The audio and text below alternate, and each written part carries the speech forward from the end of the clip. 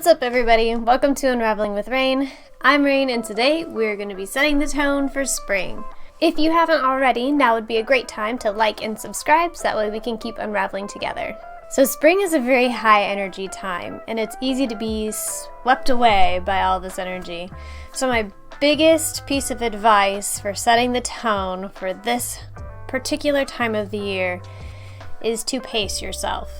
You are going to want that burst of energy to last from the beginning to spring all the way to the end of spring, especially if you're a gardener, because there's a lot to be done in the springtime. My suggestion would be to sit down and think about all the things that support you and your energy and make sure that you have those things on lock, set to go.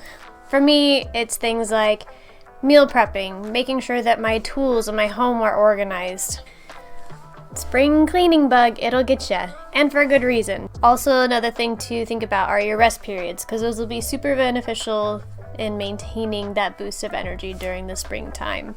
Obviously, along with my spring cleaning inside, I do a lot of redecorating, pulling out certain items that I like to see in the spring, little knickknacks. I'm not a huge knickknack person, but I do have my tidbits that I put out, and I adjust the colors in my home, especially in our living room area and our front room area, as those are spaces that we entertain a lot, and it just is nice to bring in the season in the space that we spend our time together as a family.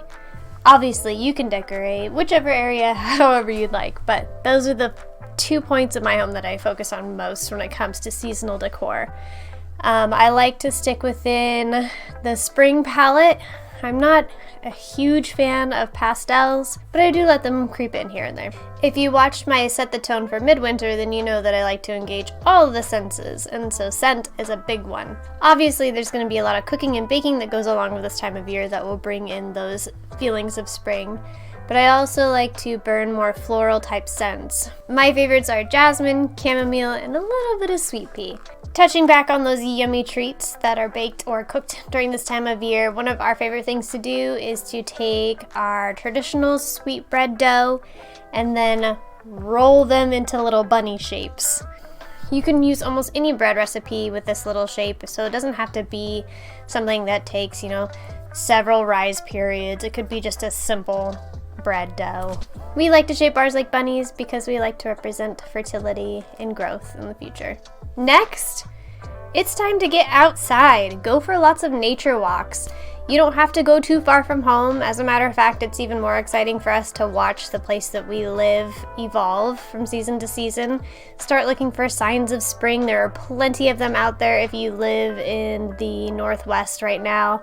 Yeah, get outside. Put your hands in some dirt. It's gonna be great, I promise. Last but not least, while you're cooking, while you're baking, while you're deep cleaning, while you're gardening, while you're doing all your spring activities, it's always nice to have some good tunes to listen to. I did put together another playlist. I put the link in the description below. Yes, it will say it's under Sean Anderson, which is my husband. We share an account, so you are in the right spot. And I hope that you like it. I suggest that you listen to it from start to finish instead of putting it on shuffle, because it might be a little chaotic, as spring can be, so there's a lot of different ups and downs in the playlist, but listen to it as you see fit. Who am I to say? I enjoy it shuffled, but I have arranged the songs so that way they have some sort of a flow to them. But the choice is yours. I hope that you guys have a fantastic spring. Don't go too fast, don't go too slow. Find that sweet spot.